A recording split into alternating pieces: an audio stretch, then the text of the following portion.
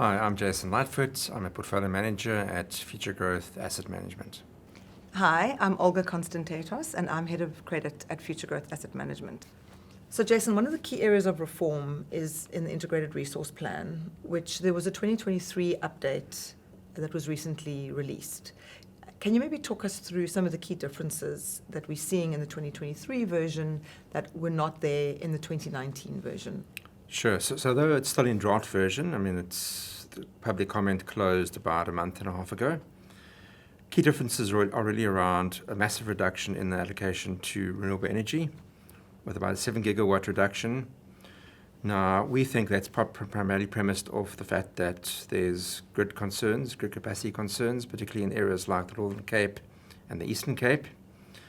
In addition, the 2023 makes a massive allowance to so-called gas power solutions, and ultimately also a much slower reduction in the decommissioning of the coal-fired plants, which is definitely a concern. Right. And you mentioned the grid capacity constraints. Can you maybe talk through what needs to happen with the transmission company and how what grid investments are needed? Yeah. So right now, obviously, we are aware of the ultimate unbundling of Eskom into its three components. So from a grid transmissions company's perspective, the idea is that should be operational from around about June, July this year. But ultimately, the grid is fairly constrained. The requirement is, or the estimation is, that there's about 250 billion rand that's required to get the grid to where it should be. And ultimately, we know that Eskom, or through the transmissions company, can't afford that themselves. And it's quite likely that over time we would see the formation of various grid IPPs, or independent power companies, that ultimately then own a portion of the grid to provide that service.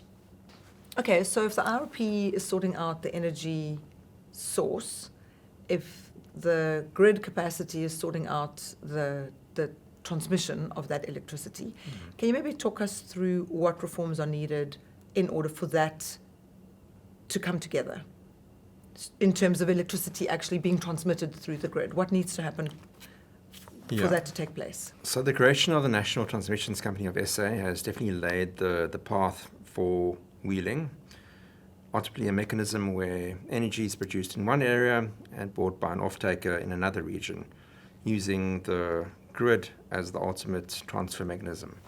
We spoke earlier about the concerns around grid capacity, so obviously that needs to be sorted out first before we are able to achieve this end goal. But in saying so, there are still concerns around the ultimate wheeling framework. Again, some level of incoherence coming through there, no clarity in terms of the ultimate tariffs, the standardization of the agreements, and the associated costs with that.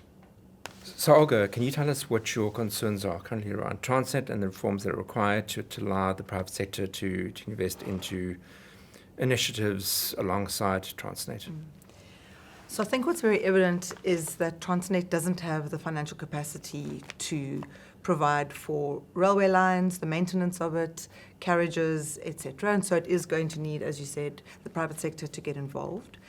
In order for that to happen, what we need is to see the tariff regime, which is basically the charges that Transnet will be charging the private companies for use of their railway line, for that to be sorted out. At the moment, it's a little bit unclear what that tariff regime is going to be, and the current draft that is available has been termed as predatory by some of the participants, which raises some questions as to whether there will actually be any private sector take-up for that. And so I think that's something that needs to be clarified before private sector money can be invested in the logistics and transport sector, particularly as it relates to doing private-public partnership deals with Transnet as the partner. So that's a significant impediment that does need to be resolved in order to unlock investment in that space. Can you tell us more about your thoughts on the municipality sector, and particularly in context of water infrastructure? Right. So water infrastructure for a long time has been ignored, and there's been a significant underinvestment in that space, particularly by the municipalities. And what that looks like is a lack of investment in the pipes, which is resulting in a lot of water leakage and losses, and that needs to be addressed. Unfortunately, what has to happen first is that the chronic dysfunction at the municipal level needs to be addressed.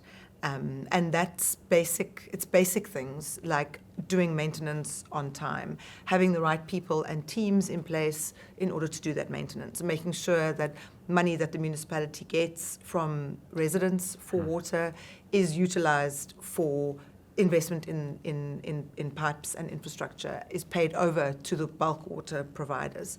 And so the dysfunction at the municipal level and addressing that is a key building block in making sure that water infrastructure is improved and allows more water to go to residents and less water to be lost.